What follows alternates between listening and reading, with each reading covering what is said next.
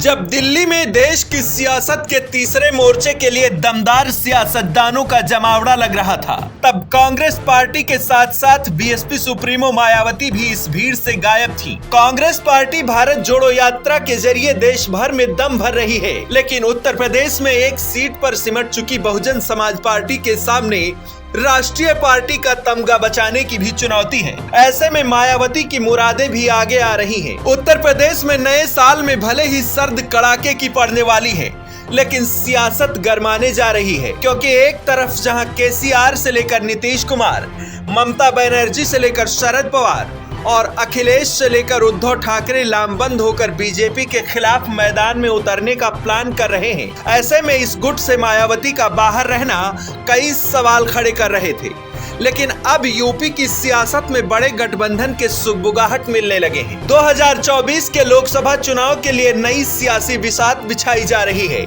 UP में BSP Congress के बीच नए गठबंधन की बात जोरों पर है, जिसे देखते हुए सवाल ये भी खड़ा किया जा रहा है कि क्या मायावती मुख्य विपक्षी नेता अखिलेश यादव को दरकिनार करके बड़े चेहरे के रूप में बीजेपी के सामने खुद को स्थापित करने की मुरादें लिए बैठी हैं। तमाम सियासी अटकलों के बीच बीएसपी और कांग्रेस के एक साथ आने की चर्चा तेज है।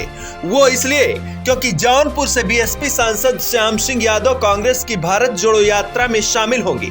हालांकि श्याम सिंह की तरफ से इसे व्यक्तिगत फैसला बताया जा रहा है, लेकिन राजनीतिक जानकारों की तरफ से इसे बड़ा सियासी दांव भी माना जा रहा है। यूपी में आने वाले दिनों में निकाय चुनाव भी होने वाले हैं। ऐसे में तस्वीरें साफ हो जाएंगी कि हाथी और पंजे के बीच क्या खिचड़ी पकने जा रही है, और अगर ऐसा हुआ तो कांग्रेस और बसपा मिलकर 2024 लोकसभा चुनाव में यूपी से बड़ा उलटफेर कर सकती है। मायावती ने भी प्रदेश के भीतर अलग सियासी दांव आजमाना शुरू कर दिया है। ब्राह्मण वोट बैंक से पकड़ कमजोर होने के बाद बीएसपी का फोकस अब मुस्लिम वोट बैंक पर है।